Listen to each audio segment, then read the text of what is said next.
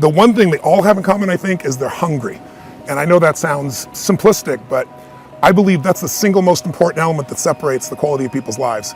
It's not just the ability to have hunger, but to sustain it. Hunger means that you want more. You want more of yourself. You want to make a bigger difference. You want to be a better parent. You want to do something more than there is today, and that you don't get satisfied. Most people start out with hunger at an early stage of life and they lose it. But the people that come to me are hungry either because something's happened, they've had a birthday with a 0 on it, they've gone through a divorce, they're starting a business and they know I've got to have a different level, or they're the best in the world and they're always looking for that edge that makes the difference. I think everybody is born with hunger. Like, there's a desire to grow, to expand, to learn, and then disappointment sets in early in life for most people. And then we look to blame something outside of ourselves. And there are many events in our lives that can affect us all. We've all had pain and challenges. But I think if you can find within yourself the part of you that wants to constantly give something more than yourself, if you can find a mission larger than yourself, then you're more pulled to do something than trying to push yourself. And pull has much more power than push. I always say motive does matter.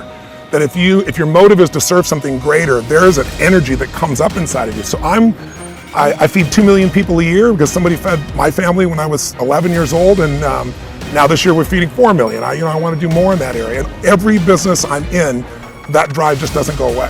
The capacity to strengthen and increase your hunger is the one common denominator amongst the most successful people. They've never lost their hunger. Most people are hungry to achieve a certain amount, make a certain amount of money, and then they get comfortable and relax, or to get a certain level of fitness and then they relax.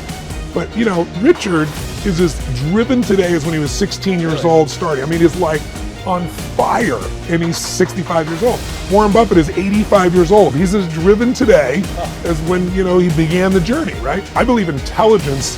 I love people that are wickedly smart. And I work to be wickedly smart by educating and training myself and so forth, and training my brain. There's a lot of intelligent people who can't fight their way out of a paper bag, right?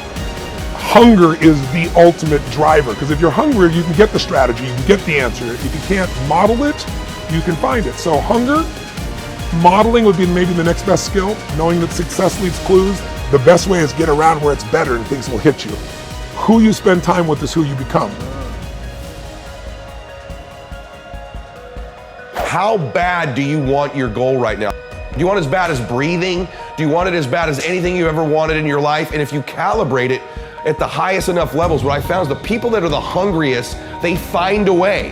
When you know why you want something, when it's desperation, the power of being desperate is something that most people avoid. They think desperation is a weakness. And I'm here to tell you, desperation is one of the most powerful emotions you could possibly possess, because when you're desperate, you find reserves and reservoirs of ideas, talents, and a strength that you don't know you have when you find yourself in a desperate situation. So ironically, the one thing most people avoid in their life, hunger, which is caused by being desperate. When you're starving, you become desperate. So the number one thing we need more than anything to win is hunger, which comes from a state of desperation. Yet we're constantly trying to comfort ourselves in the real world to avoid the state of being desperate. And I'm telling you that I think you need to embrace desperation again in your life. Like, do you want it so bad that you're desperate for it? See, in a fight, you show me two people. This is why it's so hard to repeat as a champion in the fighting game. Because you show me someone who's up and coming, who's hungry for that title, who's never had it before, who can taste it, who knows if they win that belt, their whole life's gonna change. They're gonna be champion of the world, all the endorsements, all the money, all their family life, all their parents' lives are gonna change. You show me somebody chasing that, hungry for it, against someone who's just trying to hold on to a title. And that's why most of the time the challenger beats the champ. It's hard to repeat as a champion because the hunger goes down just a little bit. The greatest athletes, the Kobes, the Bradys, the Jordans of sports, have a way of feeding their hunger all the time and increasing it. What separates them isn't just their work ethic, isn't just their talent, although those things matter, isn't just they practice more. What separates them is they're just hungrier.